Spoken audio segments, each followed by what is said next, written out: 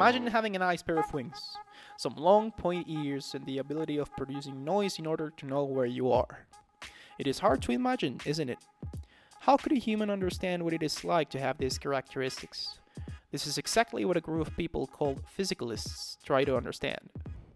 They try to understand what it is like to have the perception of someone or something else.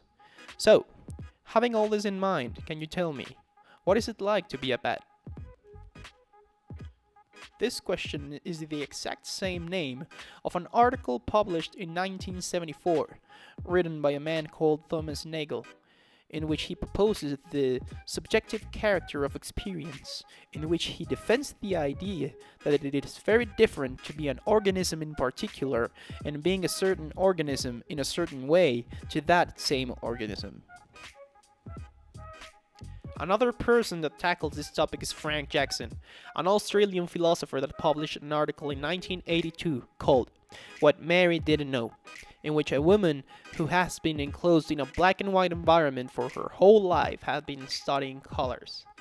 At a certain point, she is presumed to know absolutely everything about colors, but when they finally release her into the real world, she is absolutely speechless.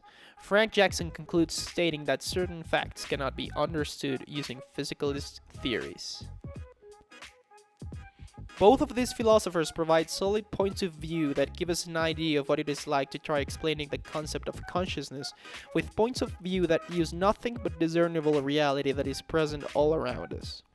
Whether you're a bat living in a cave, a girl watching colors for the first time, or a human watching a video about a branch of philosophy, the way reality is perceived may vary between organisms and even certain members of one same species of organism.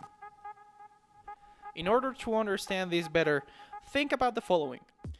Do you remember what it felt like to ride your first roller coaster? Cling onto that feeling and tell me, what would you answer if someone asked you, what is it like to ride a roller coaster? You can't understand, or at least not fully comprehend, what it is like to ride a roller coaster until you actually try it out yourself.